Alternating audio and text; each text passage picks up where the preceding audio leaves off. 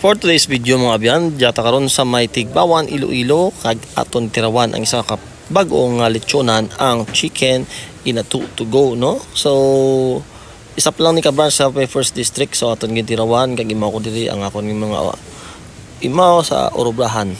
So tara, let's go. So dito karon sa Tigbawan, sa gilid kang simbahan, no? Ang chicken in a to go, no? So ang muning ilang bag-o nga branch diri sa Tigbawan, kaysa amon banwa wala pa. So dali lang ini pangitaon kay dira lang gid ni sa may kilid sang simbahan.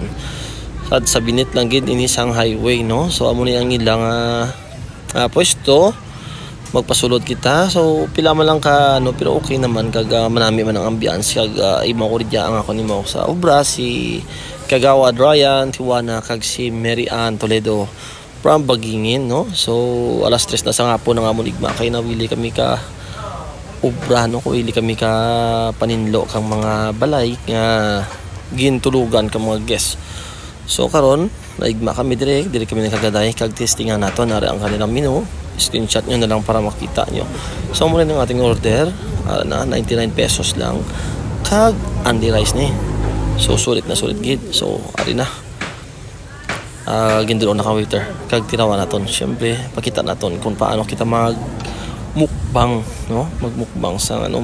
So nami gid kami katumbal kag may suwa. So pwede ka mo katimpla kang inyong kaugalingan nga sauce depende sa inyong panabor, no? So wala na. So masig na. So rin na, pakita ko sa inyo. Ang pinakauna syempre panit. Kay ang panit di dyan gira ang nga sabor, no?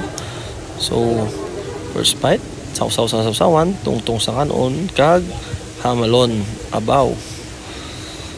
Grabe, no? So lubitin ng kanon, no? Isa pa be.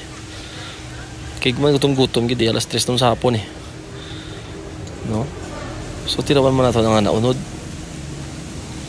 Yan. So nami man ang unod na mahumok kag ang pagkaluto is pantay gid hasta sa sulod, no? Very tender. So ang mahambal ko lang is pasado. So rate out of 10 is 9 kag mas try gid ang inasal niya kag mas affordable, very affordable na kag andi rice. So pagkatapos naman magkaon, syempre makita mo man sa ebidensya kung namit gid man ang nga manok, no? So makita mo man nga kalimpyo man sa amon nga pinggan. So ginutom gid guro kami. Tapos naginom kami sa soft drinks, no? So syempre hindi pwede tapos ang kaon kun mura dessert. So nagbakal man sila kang ice cream. Ayan. So salamat kay Kagawad Ryan, no? Tanang ka dyan ng libre. Kag si Mary Ann, shout out kay sa paglibre man kang ice cream. Syempre nabusog kami kagdaka man ang menu. So diyan ang menu. Tapos napahuway-huway kami gamay, nag-story gamay, papatunaw kinaon. Kay Brubay, mabalik na kami sa obra, no? So that's it for today's video. Thank you for watching. Bye-bye.